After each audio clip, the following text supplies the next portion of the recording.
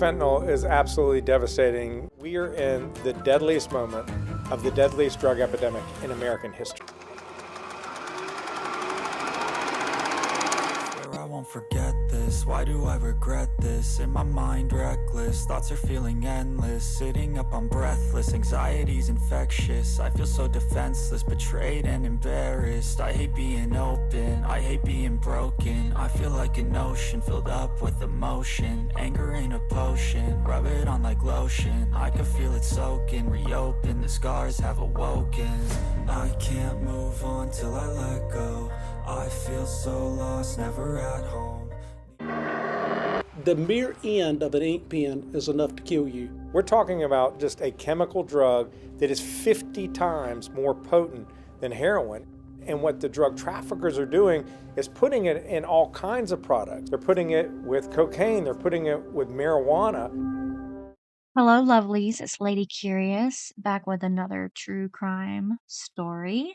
The day is actually about some of the victims of fentanyl. It has become a huge epidemic, really, ever since the borders have been less secured and opened within the past 3 years. Fentanyl has become greatly widespread and more quantity has came across the border ever since. And unfortunately, this has caused fentanyl to be slipped into other drugs and people not know it. Just remember, this video is for educational and documentary purposes only. I'm going to talk about 3 victims today that are young teenagers lost their life to accidentally overdosing on fentanyl because they had no idea that's what was in the medicine that they were taking. What is fentanyl? Fentanyl is a synthetic opioid that is 50 times more potent than heroin and 100 times more potent than morphine. Is 2 milligrams of fentanyl, which is equal to 10 to 15 grams of table salt, is considered a lethal dose. Without laboratory testing, there is no way to know how much fentanyl is concentrated in a pill or powder. If you encounter fentanyl in any form, do not handle it and call 911 immediately. Fentanyl remains the deadliest drug threat facing this country. Already, 107,622 Americans have died of drug overdose in 2021, with 66% of those deaths related to synthetic opioids like fentanyl. Drug poisonings are the leading killer of Americans between the ages of 18 and 45. Fentanyl available in the United States is primarily supplied by 2 criminal drug networks, 2 different cartels. I'm not going to name the cartels to protect myself and others. There is a thing called rainbow fentanyl, and I'm going to tell you what that is. In August of 2022, the Drug Enforcement Administration issued a public advisory about the alarming emerging trend of colorful fentanyl available nationwide. Brightly colored fentanyl, dubbed rainbow fentanyl, in the media is being seized in multiple forms, including pills, powder, and block that resemble sidewalk chalk. Rainbow fentanyl, rainbow pills, and powder that come in a variety of bright colors, shapes, and sizes is the deliberate effort by drug traffickers to drive addiction amongst kids and young adults.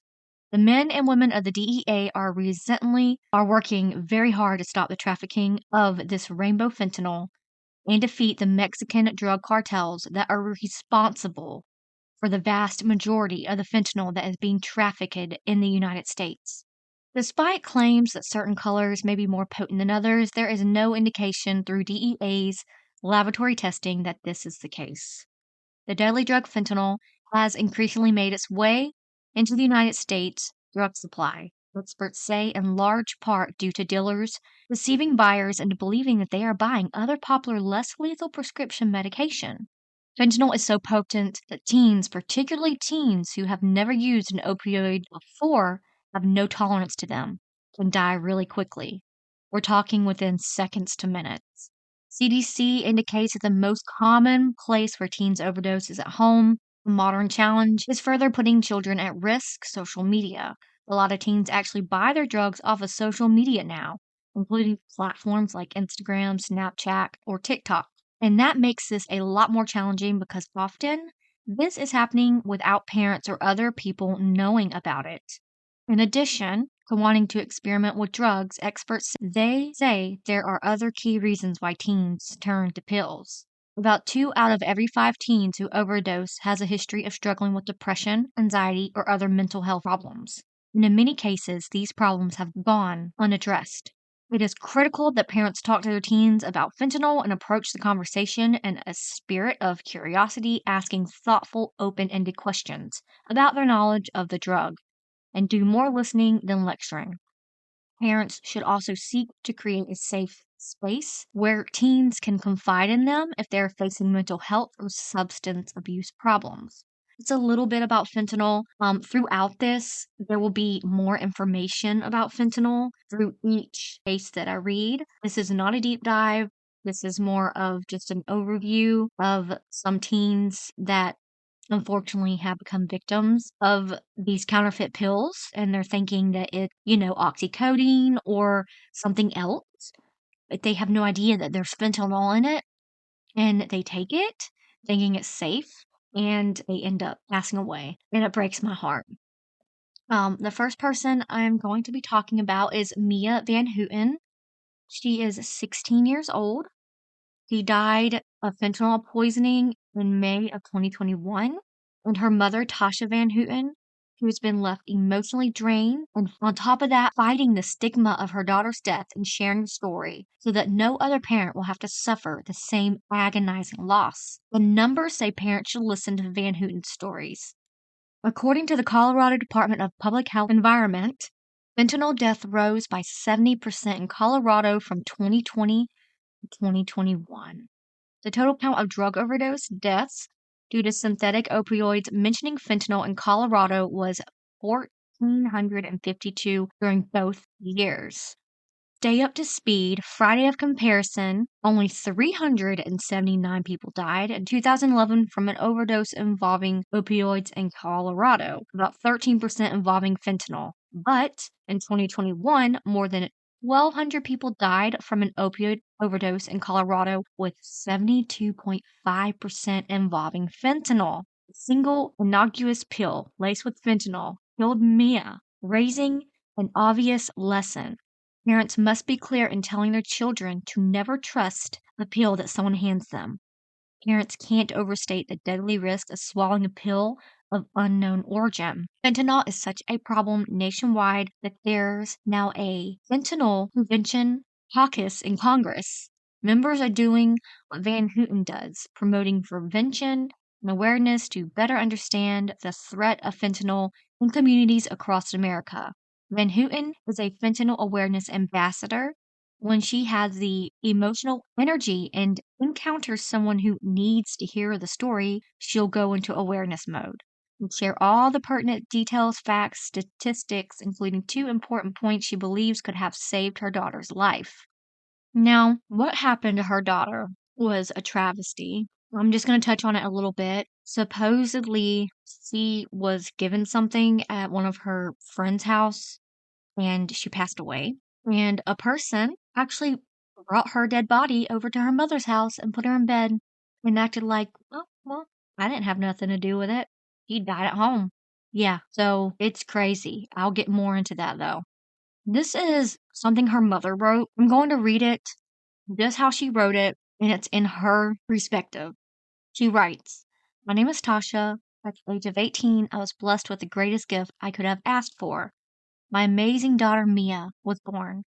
Perfect in every way, so perfect in fact, I decided that she was all I needed or wanted. My one and only child. We grew up together. Always her and I. We make the best team. I think she taught me way more than I could ever teach her. High school for her was a new chapter we both were excited for. After 7 years of competitive gymnastics, she was moving on to cheer. She was the only freshman in our county to make the All-American team that year. She struggled with coming to age as most of us do. She handled life gracefully. She liked her social life and found being an only child boring. She made friends with everybody and was always so kind. The pretty girl that would hold you up instead of put you down. The last day of her junior year of high school, she was given a pill, just one. The people she was with panicked when she would not wake up and took her home. She came home from work on May 20th, 2021, with her favorite food in my hand, ready to surprise her to start her hot girl summer. What I came home to will ever replay in my head. She was gone, well beyond help and already in later stages of death. I wish we had known that something like fentanyl was out there. We talked about regularly about risk and risky behaviors. Never did I think one bad choice would kill her. Neither did she. Her death certificate lists her death as an accident, but it wasn't. She was deceived to death. The people she was with told her it was one thing and really it was something else. Something deadly pressed to look more innocent. I'm not sure she will ever get justice through the legal system. I'm told the laws don't give detectives and prosecutors any teeth. They treat it like an accident. Her death certificate says it is. I know the truth. Laws need to be made and they need to be changed. Mia's voice has been silenced, but I will not shut up. I lost the most important person in my life. I lost myself. I lost my career. I've lost everything, all to one little pill. Now that was what her mom said, and it tears my heart into two. But there is some good in this case because Nathaniel Mathney, 21, was indicted by a grand jury and is now charged with the distribution of fentanyl resulting in the death related to the May 2021 death of the 16-year-old Mia. It's slow moving, but it's moving, Tasha said. Tasha Van Hooton, who moved to Florida after her daughter's death, said seeing Mathney's face federal charges is what she had hoped for all along. Since it went through the grand jury, it shows that they do have evidence, and I like that, she said. Mathney was arrested earlier this year and charged in district court with tampering with a deceased human body after police said he moved Mia's body from his residence to her mother's residence following her death. He was 19 at the time of Van Hooton's death. Tasha found her deceased daughter in her own bed when Tasha returned home. The Sentinel does not typically identify juvenile victims, but Tasha has allowed the Sentinel to identify her daughter in order to raise awareness about the dangers of fentanyl.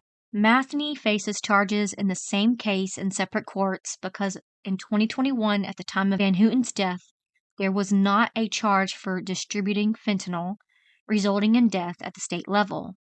There was one at the federal level. Colorado added distribution of fentanyl resulting in death as a possible charge at the state level in 2022. The U.S. Attorney's Office does have a policy against prosecuting the same conduct in district and federal court. The 21st Judicial District Attorney Dan Rubenstein said in his opinion, the distribution of fentanyl is considered separate conduct from moving the body. Autopsy determined that Mia van Hooton died from fentanyl intoxication, and her death was ruled an accident. When she was informed about the new federal charges being filed, Tasha Van Hooton said, it immediately brought back the nightmare memories. It just brings it all back. It doesn't allow me to think about other things. It kind of encompasses my brain space, she said. I was convinced that there weren't going to get any federal prosecution, so I had made myself stop thinking about that. The possible penalties for distributing fentanyl resulting in death are 20 years to life in prison and fine up to $1 million. Mathney appeared in federal court Wednesday and remanded into federal custody following the hearing. Van Hooton hopes that there will be a conviction, whether it's from a trial or a plea bargain. The main thing she wants is to see a conclusion of the case, and that would mean closure on several fronts. I believe the justice for Mia is not only the prosecution and having consequences, also to prove that Mia is a victim. She did not willingly take her own life. She wasn't out there just doing drugs. She didn't know what she was taking. I feel like this will justify her character as much as him being punished, Tasha said. And that is true. There's no update so far. Well, he hasn't gone to trial yet. But I'm so sorry, Mama, that you lost Such a beautiful girl. I got to watch all of her TikToks. She just seems such a light and a very smart girl. Please send your love and prayers to this mama to have healing. Now, the next person we're going to talk about is Chance Stovall. He actually overdosed in 2020. Chance Stovall was born on January 12th, 2002. He attended Wiley East High School, where he was a senior. He was a member of the National Honor Society and the Spanish Honor Society. He also played soccer and football for the school teams, who tragically passed away from a fentanyl overdose on December 24th, 2020. He was 18 years old and had a promising future ahead of him. His death shocked and saddened his family, friends, and community, who remembered him as a beautiful soul, full of life and love. According to his family, Chance died from a fentanyl overdose after taking a counterfeit pill that he thought was oxycodone. Fentanyl is a synthetic opioid that is 50 to 100 times more potent than morphine. It can cause fatal respiratory depression. It is often mixed with other drugs or pressed into fake pills, making it hard to detect and easy to overdose on. Chance's family said that he was not a drug addict, but a curious teenager who made a fatal mistake. They warned other parents and teens about the danger of fentanyl and urged them to be careful and aware of what they are taking. Chance's family and friends were devastated by his sudden and unexpected death.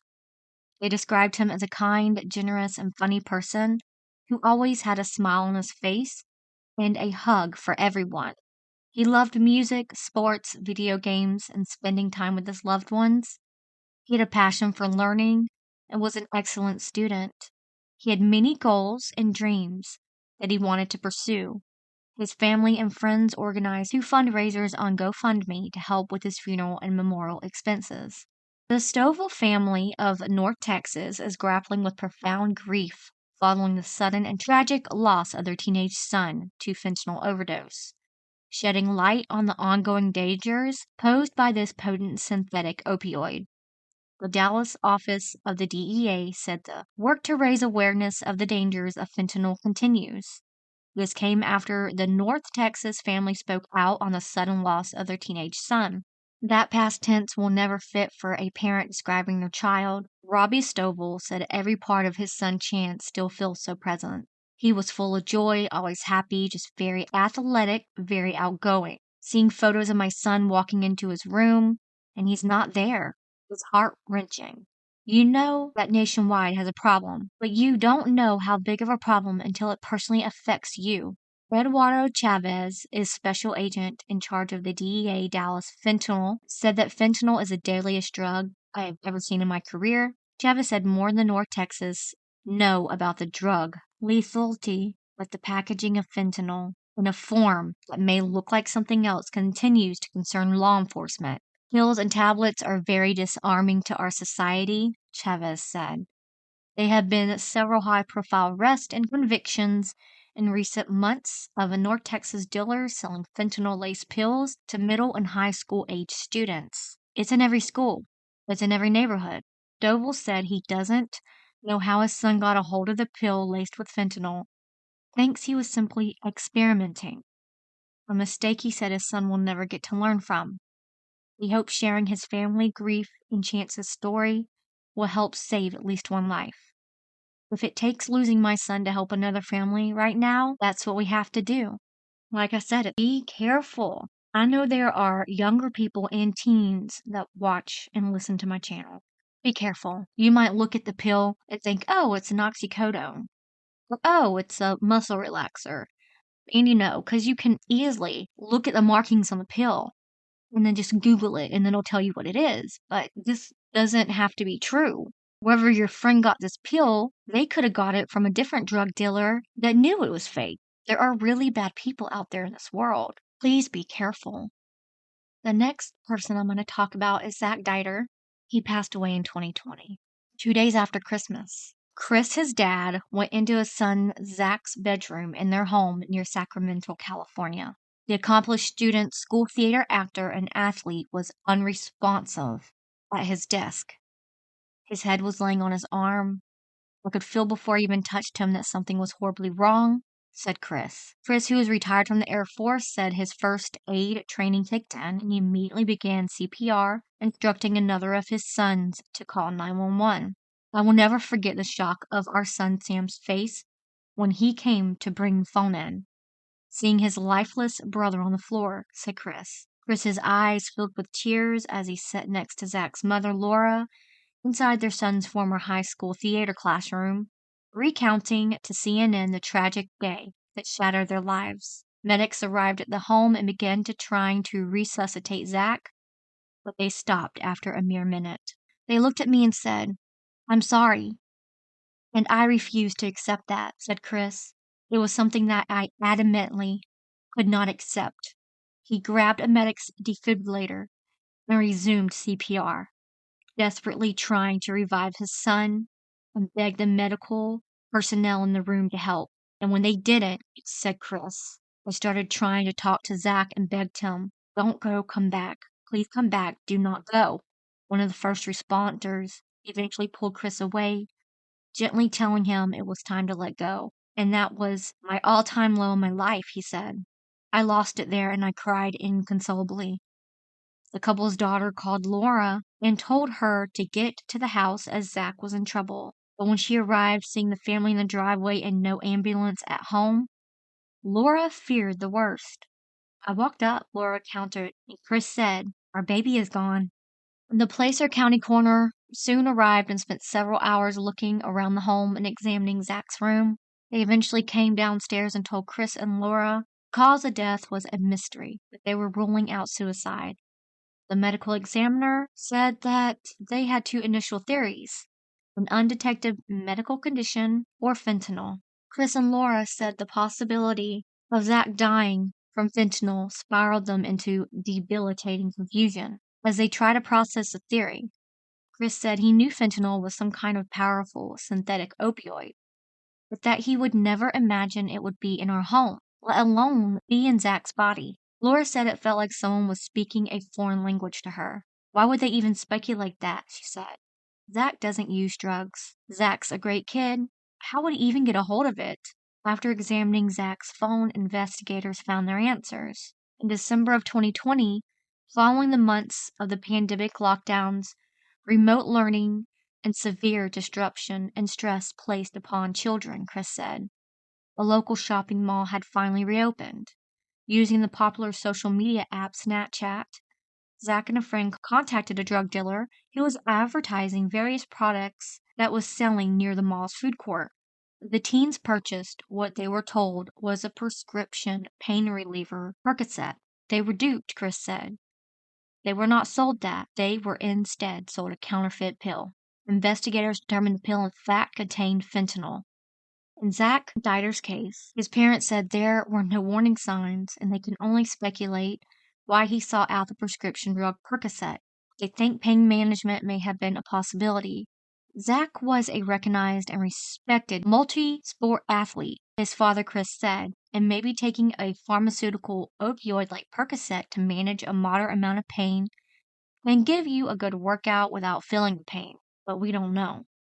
With the rise of fentanyl-related deaths, many police and prosecutors around the nation have begun dedicating more personnel to aggressively target traffickers and dealers. They said that a solution is the only thing they can do is try to stop, it coming through the border and stop drug dealer trafficking it, and awareness, education, talking to parents and talking to teachers. Warning families about the dangers of fentanyl has become a life mission for Zach's parents, who now spend countless hours going into schools telling their shattering story. I can't sit here and not effect change, not be part of the solution here in educating kids and educating parents about the danger. Despite the stigma she says can occur when a parent talks about losing a child to drugs and the fear that Zach's parents might somehow tarnish his memory by telling a story of a stellar young man who died from fentanyl. Laura said she knows Zach would want her to speak out. She said she believes Zach would tell her, "I don't care about any of that. I want you to warn my peers. I want you to tell them what's going on. Tell them how serious this is." Writers said they believe their efforts have already saved lives. In one example, they were contacted by a stranger who talked to their own child about fentanyl after hearing Zach's story. Right then and there, the teen admitted that they had just purchased a pill off Snapchat. Chris said he recounted the parents' gripping story. And guess what? They had the pill tested, and there was a lethal amount of fentanyl. Had they not heard that story, they could have been the next victim. Chris and Laura began settling into their seats, followed by a near silence as Chris and Laura began talking about the loss of their son on CNN. As hard as it is to talk about, and as hard it is to share the story, I feel him with me when I do it, Laura said, describing how she channels Zach's strength and his desire to always help people. I feel him helping me find the words. Even asked what goes through her mind before she steps before an audience of children to tell her heartbreaking story, Laura said. I hope we reach them. I see their faces and I just scan the room and they're listening and absorbing it. And I just think, God, please let us reach them. Supposedly in 2020, the numbers were different. You can tell a difference. They have risen. In 2020, there are at 93,655 Americans to die that year of a drug overdose. That is crazy. And they've said that these medications are real. People are buying. Many people don't know that they're taking fentanyl and they die. Head of Drug Enforcement Administration said. It's like these one-off things. These kids that are like, oh, well, my friend did it. Let me get one pill. And one pill can kill. That's like the thing that they're talking about. Do you know how small 2 millimeters is? So small. And it's like a known fact that we just read it, that when they pack these pills, they don't know exactly how much fentanyl is going in. Like there's no way of measuring it or something. And so these counterfeit pills and stuff are coming out and people are taking them and they're dying. Please, please be careful, kids. Please. Do not buy any drugs. Stay away from it. You don't need it.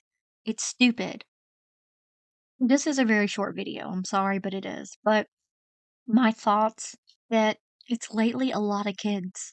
I've even, when I was going through, like doing my research and stuff, I saw a bunch of babies dying from fentanyl on accident. But the fact is that these kids are in high school and even middle school, and they're passing away from this is devastating. And I am a political person, but I try to keep my politics out of this. But I'm just going to say it. And if you decide to unfollow me, that is up to you. Understand. But these issues did not start until 2020 when Biden took office and he practically let our borders wide open. And more cartel were getting through. And in today's world, you can see it. The damaging has been to let all these drugs come through the border. I'm really happy that Texas is taking control of the border and trying to shut that down. There's a lot of issues with trafficking people as well. And I just want people to be safe. I don't want people to get hurt because they're trying to get to our country and something happen. It just breaks my heart. And I want to keep all these cartel people out, all these bad people out, and all the drugs and the guns and the weapons. And I just feel like we'll be a much more safer country. And it's hard because you can't really trust anyone anymore. Especially, your friend is like, oh yeah, I got this off of a dealer. Yeah, let's take it. Or hey, here's your pill. And they don't know if the dealer that they got the drug from knows that the drug is actually counterfeit and has fentanyl in it. It's like the telephone game. You just pass it down to the next person, and it's like the more oblivious you get to the information. And it's terrifying. Fentanyl is terrifying. And it wasn't really a huge problem until around 2020 that it started to amp up and it's gotten worse ever since. Please be careful, kids. Please be careful. Don't trust people. Don't trust your friend because you don't know where that friend got the pill from, and then you don't know where the drug dealer got the pill from, and so on and so on and so on down the line where no one knows. You're just passing the pill along going, okay, well, sell it, sell it, sell it, I just want to bring awareness to this. I might do another video like this because there are so many teenagers that have passed away from accidentally overdosing on fentanyl. I might down the road do another one. It's not going to become any type of series like my hazing series, but yeah, I want people to be aware and I want to get awareness out to parents and kids. I want to leave you with one of my stories that happened to me with a laced drug. I was around 15 and I was experimenting like most kids do. And I thought I was cool and I experimented with weed and it actually gave me seizures and I had a really bad reaction to it. The doctors think that it wasn't just weed, that the person that gave it to me, I didn't really know them that well. And, me being a stupid teen, I wanted to show, "Oh, I'm cool too, and I can do it," and I'm 37 now, but that was decades ago. But they really feel like it was laced with something, and I didn't know that, and it gave me seizures. And I had to be on seizure medication for about 6 years. It was very embarrassing, and it's something I regret. I wanna bring awareness. You don't know what's in that weed you're smoking. If you decide to do weed or whatever, make sure it's medical or you really trust the person that gives you the weed. I'm just you gotta be careful. You have to be careful. That's the end of the video today. Please let me know what you think in the comments. Do you have any stories, your own stories about something like this happening to you or someone else that you knew? Please leave it down below. I will see y'all at the end of this month with another video. I'm not really sure what I'm going to do.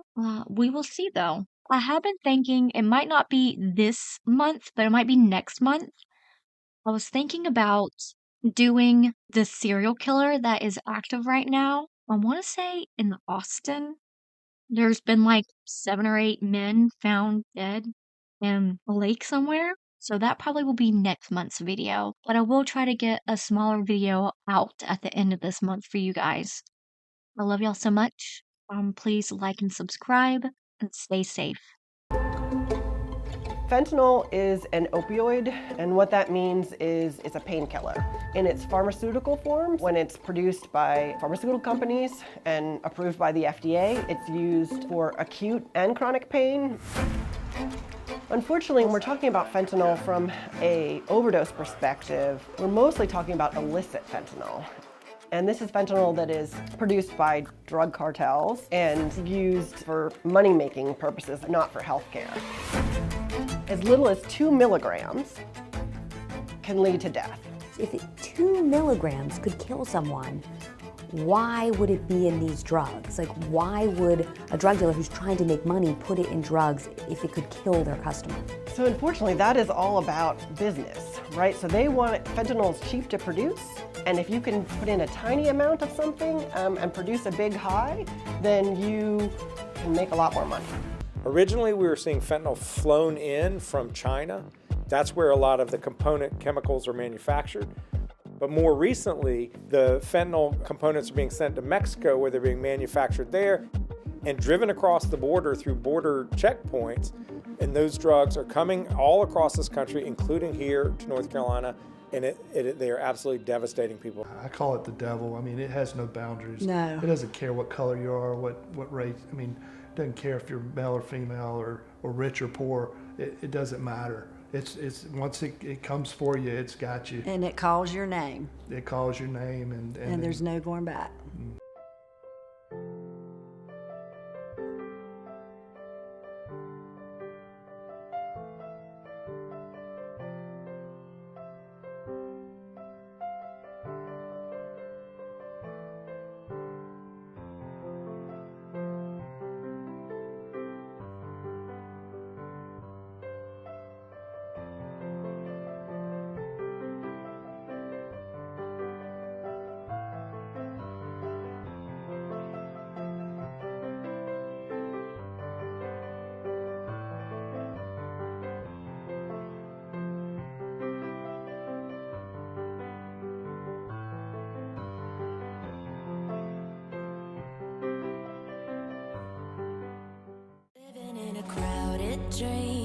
searching for the quiet that you need to breathe. Gave up on your sanity to hide behind your shadow, while you tried to take the sun down. Hearts don't ever change to gold, out there thinking that you're in the world alone. No one ever told you that you'll have